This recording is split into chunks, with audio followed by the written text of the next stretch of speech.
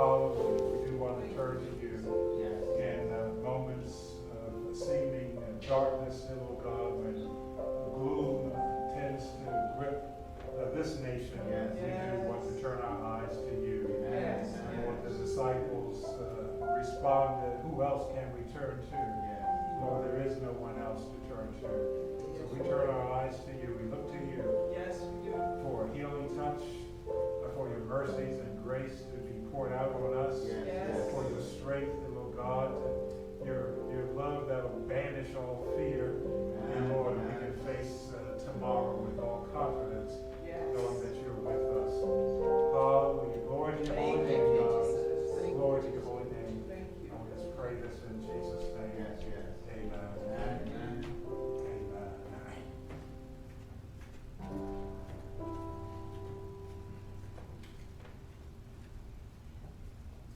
Let me start off with Matthew, passage of Matthew chapter 24. Kind of sets the tone of this first three verses there, Matthew 24, which will lead us into Isaiah 66. So Matthew 24. The first verse says, Jesus then left the temple. As he walked away, his disciples pointed out how very impressive the temple architecture was. And Jesus says, you're not impressed by all this sheer size, are you?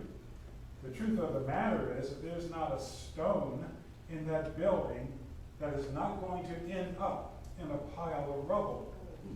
Later, as he was sitting on Mount Olives, his disciples approached and asked him, tell us, when are these things going to happen? What will be the sign of your coming that the time's up? It's amazing how such an innocuous observation about the temple led to such deep discussions about future judgment and destruction. One in the near term, about 40 years later, and another in the last days. And Jesus taught them, those disciples and us, how to be prepared for both. The simple observation on the part of the disciples and their follow-up questions led to teachings on signs of the last days. The parable of the 5 wise and 5 foolish virgins, a parable of the man giving out investment money to his servants so they could make a profit in his absence, concluding, be faithful over a little and I'll make you ruler over many. And ending up with the sheep, the separation of the sheep and the goats. Matthew 24 and 25. And some of these references are in Isaiah 66. And if we would just look at those first couple of verses. It says, heaven's my throne, earth is my footstool. What sort of house could you build for me? I made all this. I own all this. But there is something I'm looking for. A person simple and plain, reverently responsive to what I say.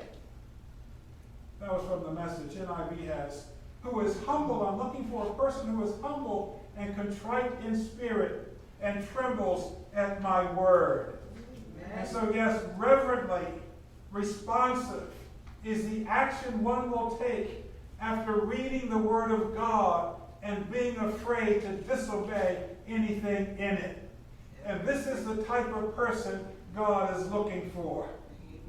But what he finds instead is a people who place too much emphasis on the temple instead of the God of the temple, on the church building instead of worship that takes place within the building. And these disciples of Jesus, they were just as enamored with the architecture of the temple as the hypocritical Pharisees were. It was a marvelous structure. But that's not the end result of what God is trying to do. Yesterday, I was driving around the Beltway and passing Georgia Avenue and approaching Kensington, Maryland.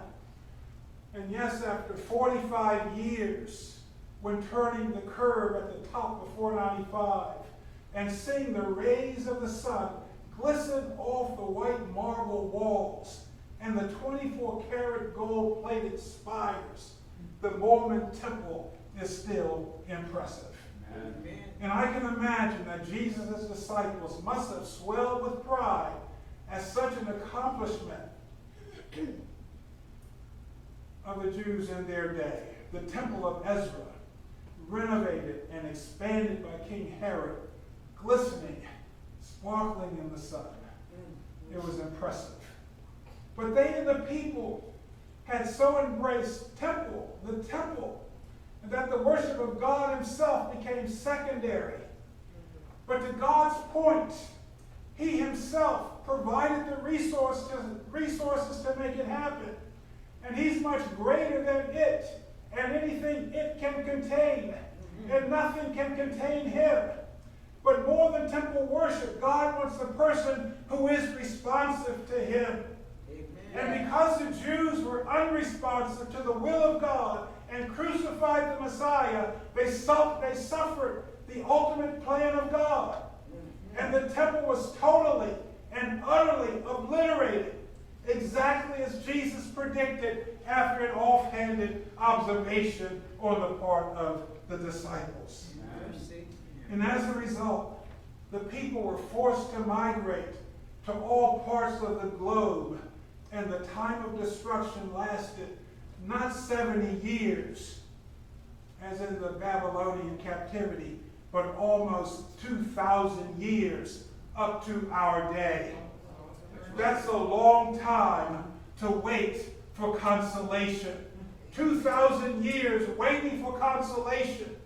That's multiple generations who do not know when or even if God would ever bring his people back together again. A long time to wait, where the hope and future glory fades into only memories of a glorious but distant past. And every day of the present appears to be a reminder of ongoing punishment. But Isaiah wrote, 66:7, before she went into labor, she had a baby. Yes. Before the birth pangs hit, she delivered a son.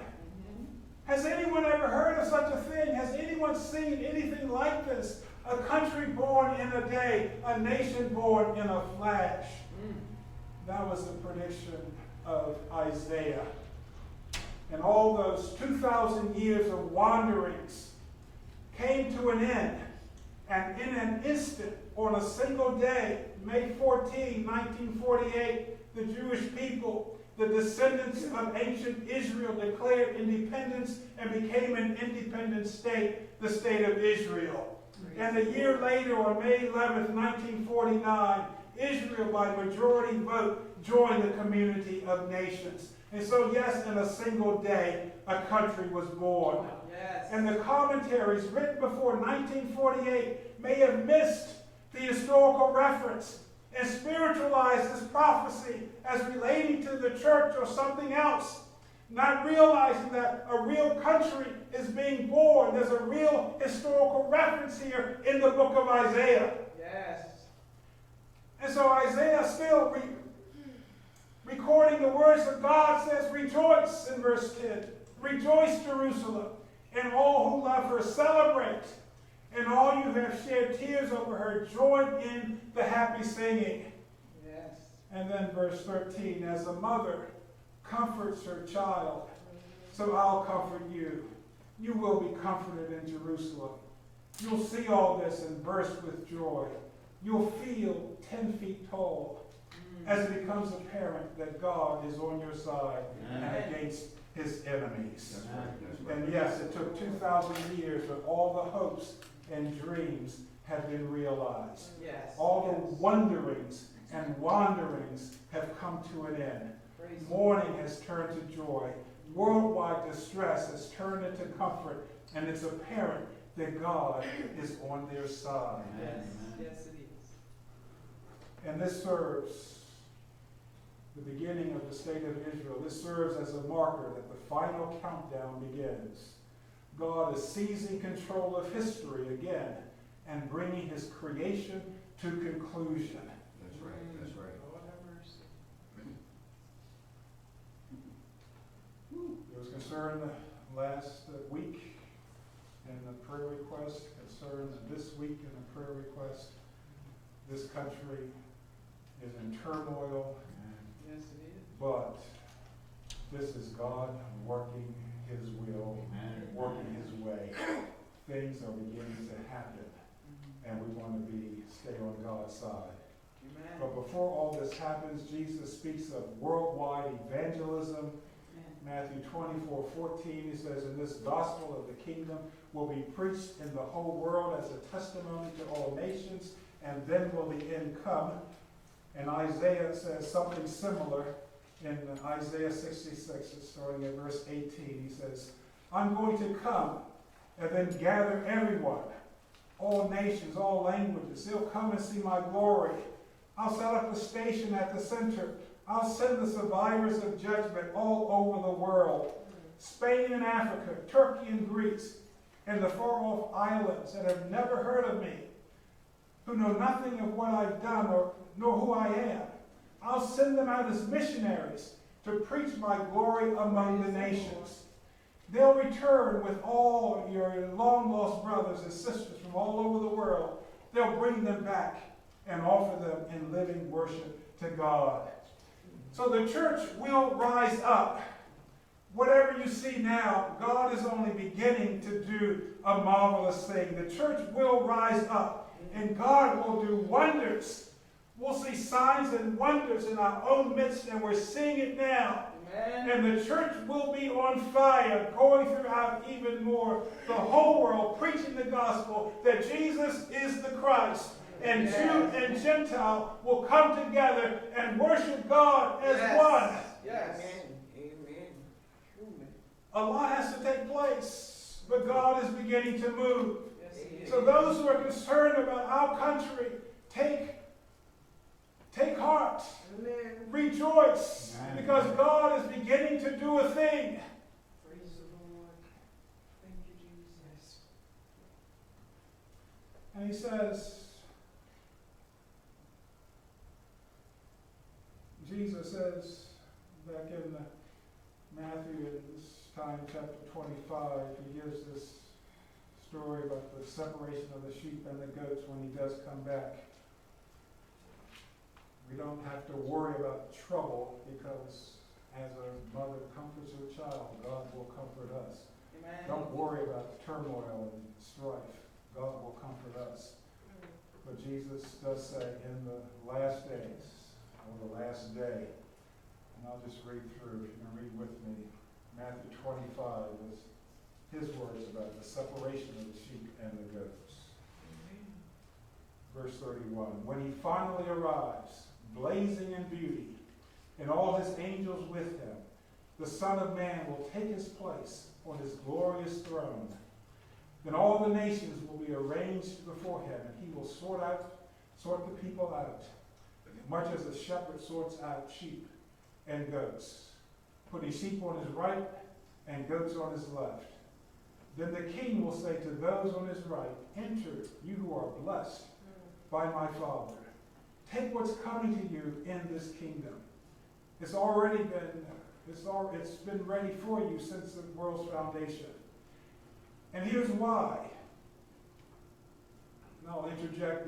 Here's why. The reason why that there's fear and trembling on your part, always wanting to do the right thing and following the word of God. We should always march in fear and trembling at disobeying the word of God. We don't want to be like that. Amen. But we want to be of the sheep, and here's why. I was hungry, and you fed me. I was thirsty, and you gave me a drink. I was homeless, and you gave me a room. I was shivering, and you gave me clothes. I was sick, and you stopped to visit. I was in prison, and you came to me." Amen. And then those sheep are going to say, "Master, what are you talking about? When did we ever see you hungry or feed you, thirsty, and give you drink? When did we ever see you sick or in prison and come to you?"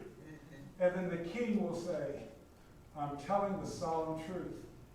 Whenever you did one of these things to someone overlooked or ignored, that was me." You did it to me. And then he'll turn to the goats, the ones on the left, and say, get out, worthless goats. You're good for nothing but the fires of hell. And why? Let's get to verse 45. He'll answer them.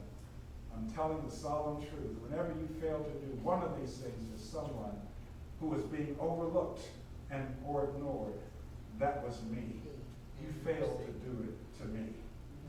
And then the goats will be herded to their eternal doom, but the sheep to their eternal reward. Amen. We have, as God's sheep, Thank you, Jesus. He will comfort us going through whatever the world has to throw at us. He will comfort us. But we can take to heart that we are His sheep, and we will enter into His eternal reward. So just one word of caution. In the midst of all of this turmoil, yes, don't lose heart, but don't lose sight of the fact that we're still God's children, and we still have to do the will of God. Don't use anything as an excuse to look the other way, to stop from going forward in God, from stopping to help other people. Don't look for any excuse. Still, whatever happens, continue to do the will of the Lord. Yes. Amen. Thank you, Amen. Jesus. There may be one who would like to accept the Lord Jesus Christ. Jesus Christ is calling us. Yes. Whatever you're going through, He's there to be a comfort. He says, as a mother comforts her child, so will I comfort you. Yes. Let Him do that right now. Some may be in turmoil, some may be fearful, but God is still in control. Won't you come? Let us stand as we join in. Hymn of invitation, yield not to temptation. A word of